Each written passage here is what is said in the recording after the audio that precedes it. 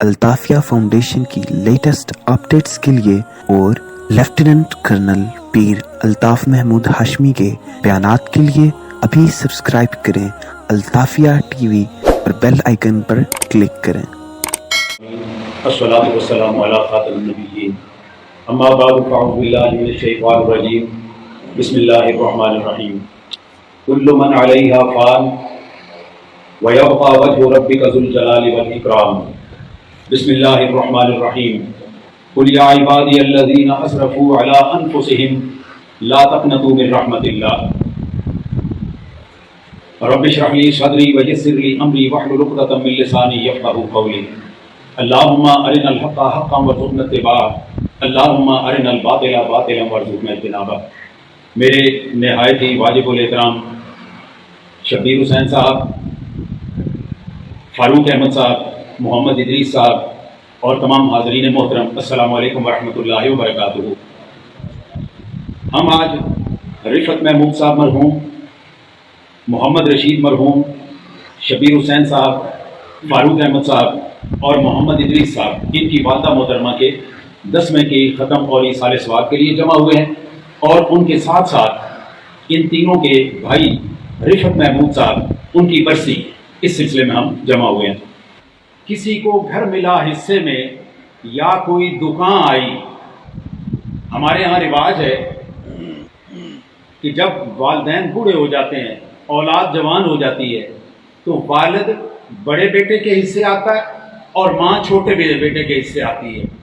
تو اس کے اوپر کسی نے لکھا ہے کسی کو گھر ملا حصے میں یا کوئی دکان آئی، میں گھر میں سب سے چھوٹا تھا، میرے حصے میں ماں آئی۔ میرے پیارے دوستو، جو لوگ میری عمر کے ہیں وہ ایک چیز جانتے ہوں گے کہ جب ہم بچے تھے، کہیں گر جاتے تھے تو ہماری ماں کیا کہتی تھی؟ بسم اللہ، کیڑی دا آٹا ڈول گیا۔ اب نئی نسل کو نہیں پتا اس کا۔ جو میری عمر کے لوگ ہیں کہ جب بچہ گرتا تھا تو ماں اس کا دھیان چوٹ کی طرف سے ہٹانے کے لیے وہ کہتی تھی کیڑی دا آٹا ڈول گیا۔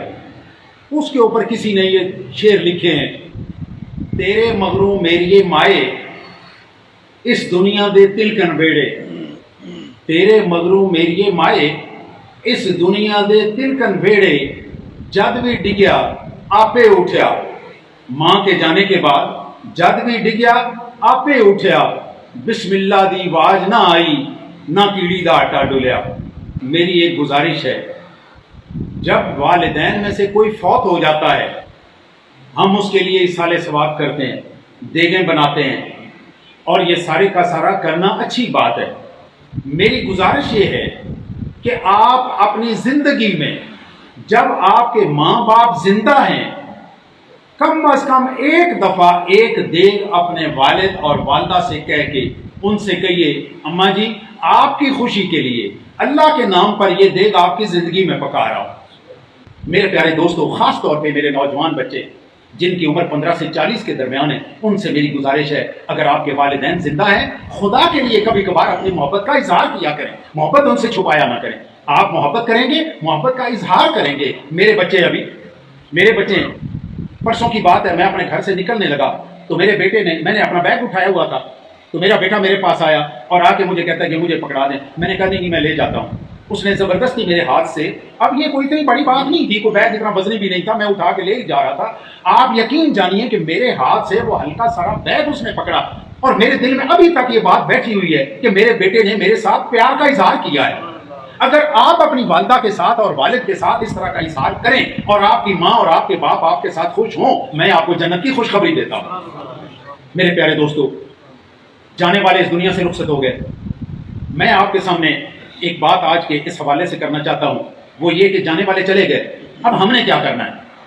جو ہم نے کرنا ہے اس کے لیے میں نے قرآن پاک میں سورہ زمر 39 نمبر سورۃ قرآن پاک کی اس کی 53 نمبر آیت، اس کا ایک حصہ آپ کے سامنے تلاوت کیا۔ اللہ تعالیٰ ارشاد فرماتے ہیں، قل یا عبادی الذین اسرفوا علی انفسہم، اے میرے بندو جنہوں نے اپنی زندگی گناہوں میں برباد کر لی ہے، گناہوں کے ساتھ اپنی زندگی ضائع کر لی ہے، ان کے لیے پیغام ہے، لا تقنطوا من رحمت اللہ، میری رحمت سے نا امید نہیں ہونا، میری رحمت سے نا امید نہیں ہونا۔ لا تقنطوا من رحمت اللہ ان اللہ یغفر الذنوب جميعا. کیوں نا امید نہیں ہونا؟ اس لیے کہ وہ اللہ کی ذات ہے جو سارے کے سارے گناہ بخشنے پہ قادر ہے. اللہ تعالیٰ نے ارشاد فرمایا والذین لا یدعون مع اللہ الہا آخر، وہ شخص جو کبھی بھی اللہ کے علاوہ کسی کی عبادت نہیں کرتا، یعنی شرک نہیں کرتا. جرم کیا ہوا؟ شرک. دوسری بات کیا فرمائی؟ ولا یقتلون النفس التي حرم اللہ الا بالحق، اور وہ کسی کو ناحق قتل نہیں کرتا. اور تیسری بات فرمائی لا یزنون، اور وہ زنا نہیں کرتا. اب اس آیت میں 3 گناہوں کا تذکرہ ہے. نمبر 1 شرک کا، نمبر 2 قتل کا، اور تیسرا زنا کا. یہ 3 گناہ بیان کر کے آگے کیا فرمایا؟ وَمَن يَفْعَلْ ذَلِكَ يَلْقَ أَثَامًا، جس بندے نے یہ 3 گناہ یا ان 3 میں سے کوئی بھی ایک گناہ کر لیا، اس کو اپنے گناہ کا بدلہ چکانا پڑے گا. یہ 68 نمبر آیت ہے.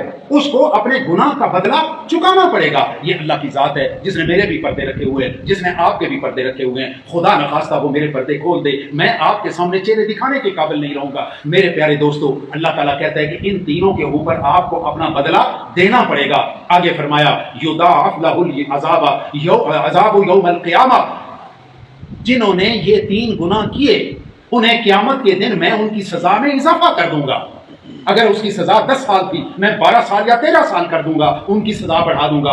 وَيَخْلُدْ فِيهِ مُهَانًا، اور وہ ہمیشہ اس ذلیل کرنے والے عذاب میں پڑے رہیں گے. میرے پیارے دوستو، 68 اور 69 آیت آپ نے سنی. اب ذرا 70 نمبر آیت سنیے. وہ رب العالمین ہے، وہ غفار ہے، وہ قہار ہے. اور ابھی ذرا رحمت للعالمین کی بھیجی ہوئی بات ذرا وہ بھی سنیے. اللہ تعالیٰ نے آپ کے ذریعے ہمیں کیا پیغام دیا؟ جس نے زنا کر لیا، جس نے قتل کر لیا، جس نے شرک کر لیا، تینوں کے تینوں کر لیے، اس کی یہ ساری باتیں ہونے کے باوجود اس کے لیے کیا حکم ہے؟ الا من تابا، اگر وہ توبہ کر لے، اگر وہ توبہ کر لے. اور توبہ کیسے کرے؟ الا من تابا وآمن، اور اب وہ ایمان لے آئے، اللہ پہ دوبارہ ایمان لائے، قیامت پہ رسولوں پہ سارا وہ ایمان کی تجدید کرے. وعمل عملا صالحا، اور وہ نیک عمل شروع کر دے. اب اس میں 3 شرطیں ہیں، میں دوہرا دیتا ہوں. پہلی شرط کیا؟ توبہ کرے کہ یا اللہ میرے سے غلط ہو گیا، آئندہ میں نہیں کرتا، یہ ہو گیا. اور دوسرا کیا؟ اب وہ ایمان لائے، اپنے ایمان کی تجدید کرے. اور تیسرا کام وہ کیا کرے؟ نیک عمل آج سے شروع کر دے، پرانے گناہ کا احاطہ نہ کرے. اب ذرا اس آیت کا آخری حصہ آپ کی آدھے منٹ کی توجہ چاہوں گا، دھیان سے سنیے گا. یہ اللہ کا پیغام ہے، یہ کسی پیر کا، کسی مولوی کا، کسی عالم کا پیغام نہیں ہے. اللہ تعالیٰ فرماتے ہیں جس نے توبہ کر لی، ایمان کی تجدید کر لی، اور اس کے بعد اس نے نیک عمل شروع کر دیے، پرانے گناہ چھوڑ دیے، فَأُولَٰئِکَ يُبَدِّلُ اللَّهُ سَیِّئَاتِہِمْ حَسَنَات، میں اس کے گناہ معاف نہیں کروں گا، اس کے گناہوں کو نیکیوں میں بدل دوں گا. اس کے ہر گناہ کے بدلے میں نیکی لکھ دوں گا. آپ کے سامنے 2 جرم ایسے پیش کیے جن کے لیے توبہ ضروری ہے. پہلی وہ کہ اگر کسی کا حق کھایا ہوا ہے وہ واپس کریں، اور دوسری وہ کہ آپ نے جو رشتے داریاں توڑی ہوئی ہیں کہ مجھے فلانے سے ناراضگی تھی، مجھے فلانے سے ناراضگی تھی، اللہ اور اس کے رسول کا حکم سمجھتے ہوئے، آپ سنی ہیں، آپ وہابی ہیں، آپ شیعہ ہیں، آپ کوئی بھی ہیں، آپ کے لیے یہ ساری کی ساری چیزیں ہر بندے کے اوپر لاگو ہوتی ہیں. آپ جائیں جا کے اپنے رشتہ داروں کو راضی کریں. میں یہ بات بڑے تیقن سے کہہ سکتا ہوں، بڑے یقین سے کہہ سکتا ہوں، یقین محکم سے کہہ سکتا ہوں، آپ راضی کرنے کے لیے گھر سے نکلیں گے، آپ کا پہلا قدم آپ کی دہلیز کراس نہیں کی ہوگی، آپ کا نام دوستیوں سے کاٹ کے اللہ تعالیٰ جنتیوں میں لکھ لے گا. ایک دفعہ کر کے تو دیکھیں. میں نے اللہ سے رخ موڑ لیا، گناہ کیے، میں اللہ سے دور چلنا شروع ہو گیا. اب مجھے اللہ تعالیٰ نے توفیق دی کہ میں واپس رب کی طرف مڑوں، تو میں نے وہاں سے رب کی طرف رخ کیا. اب چلنا شروع کیا ہوا تو یہ کیا ہو گیا؟ توبہ ہو گئی. یہ واپس آنا رب کی طرف، اس کو ہم توبہ کہتے ہیں. میرے پیارے دوستو، یہ واپسی کا سفر سب سے قیمتی سفر ہے. یہ جو واپسی کا سفر ہے یہ سب سے قیمتی سفر ہے. اللہ تعالیٰ ارشاد فرماتے ہیں تم میری طرف 1 قدم آؤ، میں تمہاری طرف 10 قدم آؤں گا. میرا آپ سے سوال ہے، اللہ کے تو ہاتھ پاؤں نہیں ہوتے نا، اللہ تو ہاتھ پاؤں سے بے نیاز ہے. اللہ کے پاؤں نہیں ہیں، اللہ کی ٹانگیں نہیں ہیں، تو وہ 10 قدم کیسے چلے گا؟ میں تو 1 قدم چلوں گا، اللہ کیسے 10 قدم چلے گا؟ اللہ کے تو پاؤں نہیں ہیں. آئیے میں آپ کو اس کی حقیقت عرض کرتا ہوں. اس کا مطلب کوئی بندے کا بھی اپنی ٹانگوں پہ چل کے اللہ کی طرف جانا نہیں ہے. اس کا مطلب یہ ہے ایک بندے نے ایک گناہ سے توبہ کی تو اس نے 1 قدم اٹھایا. آپ نے ایک گناہ سے توبہ کی، آپ نے 1 قدم اللہ کی طرف اٹھایا. اب اللہ آپ کی طرف 10 قدم کیسے اٹھائے گا؟ آپ نے 1 گناہ سے توبہ کی، وہ آپ کو 10 گناہوں سے توبہ کروائے گا. آپ کو 10 گناہوں سے توبہ کروا دے گا. مجھے بتاؤ تو صحیح, اس سے اچھا سودا اور کون سا ہو سکتا ہے؟ آپ ایک نیکی شروع کریں. آپ نے نماز کا ارادہ کر لیا. میں کئی دفعہ کہتا ہوں جو لوگ نماز نہیں پڑھتے ان سے میری گزارش ہے کہ ایک نماز شروع کریں. میرے کئی لوگ اعتراض کرتے ہیں کہ 5 کیوں نہیں تم کہتے. میں ان سے کہتا ہوں کہ وہ ایک نماز شروع کرے. اللہ تعالیٰ نے 5-10 کا کہا ہوا ہے نا. اللہ تعالیٰ 5 نمازیں بھی پڑھائے گا اور آپ سے 5 نیکیاں اس کے علاوہ بھی کروائے گا. وہ بہت بڑا رب ہے. اس رب کی کوئی گنتی کسی کے پاس آ سکتی ہے؟ آئیے, جو تیسرا جرم میں نے آپ کے ساتھ عرض کرنا ہے جس سے توبہ کرنی ہے, وہ پہلے دونوں جرموں سے بھی بڑا جرم ہے اور اس کا نام ہے نفرت. اس کا نام کیا ہے؟ نفرت. اور یہ نفرت اتنی عام ہو گئی ہے, اتنی عام ہو گئی ہے, ہر بندہ کسی نہ کسی سے نفرت میں مبتلا. مختلف قسم کی نفرتیں. سیاسی نفرت, پی ٹی آئی والا نون لیگ سے بول کے راضی نہیں, نون لیگ والا پیپل پارٹی سے بول کے راضی نہیں, وہ والا فضل الرحمان سے. ایسے ہی ہے نا, ہمارا نفرت ان کے اوپر ہم بھرے پڑے. یہ سیاسی نفرت ہے. ذات پات کی نفرت, میں تارڑ ہوں, میں ہاشمی ہوں, میں سید ہوں, میرے مقابلے کا کوئی نہیں, یہ ایک اور نفرت ہے. یہ نفرتیں ہم نے اپنے اندر پالی ہوئی ہیں. پھر ان اشاروں کے ساتھ ہماری مذہبی نفرت, ہندو سے نفرت, عیسائی سے نفرت, فلانے سے نفرت. میں 2009 میں 3 مہینے تک دبئی میں رہا. الحمدللہ ثم الحمدللہ وہاں پہ 11 لوگوں نے میرے ہاتھ پہ اسلام قبول کیا ہے. یہ محبت ہے. اپنی نفرتیں بیچ میں سے نکالیں. آپ اپنے عقیدوں پہ رہیں. آپ کو کون کہتا ہے اپنا عقیدہ چھوڑیں, لیکن محبت پیدا کریں. آپ کی محبت کسی دوسرے بندے کو اپنی بات چھوڑنے پہ مجبور کر سکتی ہے, مجبور کر سکتی ہے. یہ نفرتیں بیچ میں سے نکالیں. سود پہ خطبہ دیں 15 منٹ, 20 منٹ, آدھا گھنٹہ, 1 گھنٹہ. زناکاری کتنی بڑھتی جا رہی ہے. آپ کے یہاں ٹرانسجینڈر کا قانون پاس ہو گیا, پاس ہو گیا نا, پتہ ہی نہیں ہوگا. کتنوں کو پتہ ہے ٹرانسجینڈر کا قانون ہاتھ کھڑا کریں تو کیوں نہیں پتا آپ کو؟ آپ اس کے مجرم کیوں نہیں ہیں؟ آپ اپنے خطیب سے کہیں کہ ٹرانسجینڈر کے اوپر. میں نے الحمدللہ تقریباً بے شمار محفلوں میں اور اپنے جمعے میں 3 خطبے مرد کی مرد سے شادی جائز ہو گئی, لڑکی کی لڑکی سے شادی جائز ہو گئی. 18 سال سے اوپر کی لڑکی عدالت میں جائے اور جا کے, عدالت میں نہیں, نادرا کے دفتر میں جائے اور نادرا کے دفتر میں کہے کہ جی میں آج سے اپنے آپ کو مرد لکھوانا چاہتی ہوں. نادرا کا دفتر اسے مرد لکھ دے گا. اب ان کا باپ فوت ہوا, اس کی جائیداد تقسیم ہونی ہے. آپ کی بیٹی کا حصہ جو بیٹے سے آدھا تھا, آج آپ کے نادرا کے ریکارڈ کے مطابق اس کو آپ کے بیٹے کے برابر کا حصہ ملے. یہ تو میں ایک آدھی بات کر رہا ہوں. ہم یہاں تک پہنچ گئے اور ہم لگے ہوئے اس کے اوپر کہ میلاد جائز ہے کہ نہیں جائز. آپ میلاد کروائیں, میلاد کروائیں, میلاد کے اندر یہ والا ٹاپک دیں, سود کا دیں. طلاق کتنی بڑھ گئی ہے. سرکاری اعداد و شمار کے مطابق ہر 100 نکاح میں سے 35 پہ طلاق ہو رہی ہے. جو میری عمر کے لوگ ادھر بیٹھے ہوئے ہیں, قسمیہ بتائیں, ہم نے کبھی اپنے گاؤں میں 10 گاؤں میں کبھی طلاق سنی ہو اپنے دور میں؟ کبھی نہیں سنا تھا. آپ اس سے بھی آگے چلیں.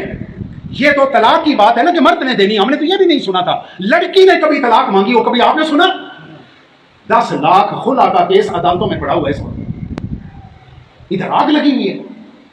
ہم اس بات پہ الجھ رہے ہیں کہ اذان سے پہلے درود پڑھنا کہ نہیں پڑھنا. میں مشرک ہوں ایک کی نظر میں, وہ میری نظر میں کافر ہے, ادھر والا کہیں اور سے کافر ہے. یہ ہمیں کو مسلمان بھی رہ گیا. خدا کے لیے یہ 10 بستہ میری گزارش ہے, سفید بالوں کے ساتھ گزارش کر رہا ہوں, اپنی نفرتیں کم کیجیے. سود پہ تقریر کرائیے, طلاق پہ تقریر کرائیے کہ طلاقیں کیوں بڑھ رہی ہیں, ہم اس کو کیسے کم کر سکتے ہیں. بے حیائی پہ کرائیے, پردے پہ کرائیے. اس کی چکر میں پڑے ہوئے ہیں کہ وہ کافر ہے اور وہ کافر ہے. آپ اپنے مولوی کو بلائیں, اس سے کہ پردے کے اوپر خطبہ دے, نشے کے اوپر خطبہ دے. ہماری اولادیں نشے سے تباہ ہوتی جا رہی ہیں لیکن کوئی بتانے والا نہیں ہے. آپ مجرم اس لیے ہیں کہ آپ انہیں کہتے نہیں ہیں, اور ہم مجرم اس لیے نہیں ہیں, اس لیے ہیں کہ ہم آپ کو یہ چیزیں بتاتے نہیں ہیں. اللہ تعالیٰ مجھے بھی ہدایت عطا فرمائے, آپ کو بھی ہدایت عطا فرمائے. وآخر دعوانا ان الحمدللہ رب العالمین. آپ الطافیہ ٹی وی ملاحظہ کر رہے ہیں. آپ ویڈیو کو لائک کریں, الطافیہ ٹی وی کو سبسکرائب کریں اور بیل آئیکن پر ضرور کلک کریں تاکہ ہماری تازہ ترین ویڈیوز آپ تک بر وقت پہنچتی رہیں.